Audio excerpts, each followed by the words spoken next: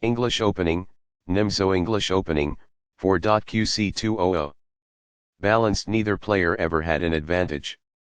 That game was pretty competitive. Both players had an amazing opening. That was an incredible middle game by both players.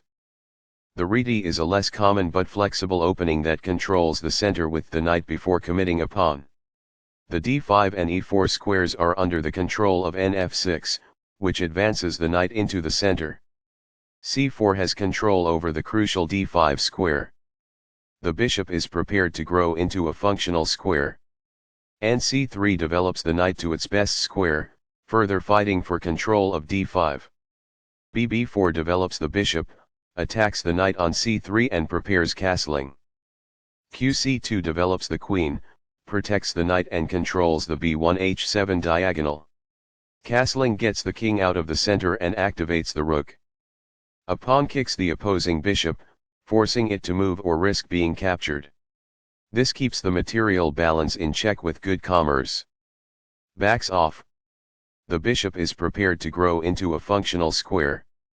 The bishop will be better off as a result of this. It is the final book action. A wise decision. It is quite good.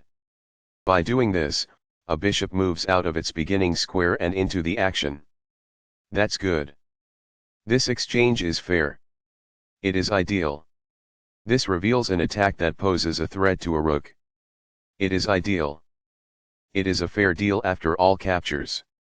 It is ideal. Recaptures. It is ideal. While not a mistake, that is also not the wisest course of action. That's good. The bishop will be better off as a result of this. It is ideal. It's all right. That's good.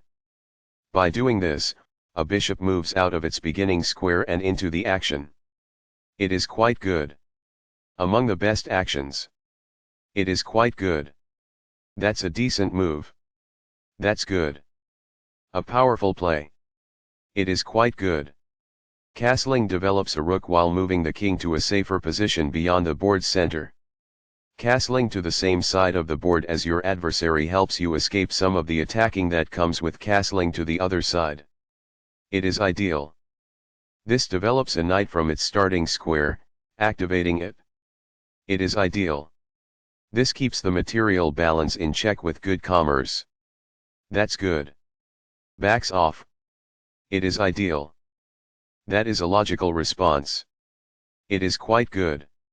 By growing a bishop from its initial square, this activates it. It is ideal. A wise decision. It is quite good. By doing this, a queen moves off of its beginning square and into the action. That's good. This misses an opportunity to strike at the center with a pawn. It is an inaccuracy. This requires an open file, a typical technique for rook activation. It is quite good. This shifts the bishop to a square with more activity, giving it greater scope. It is quite good. By elevating it to the 7th rank, this poses a threat of activating a rook. It is ideal. This fights against the opposing rook for the open file. It is good. Balanced, neither player ever had an advantage. That game was pretty competitive.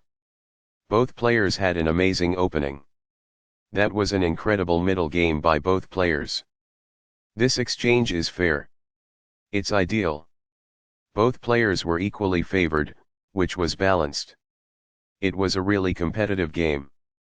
Both players had fantastic starts. Both players played fantastic middle game there.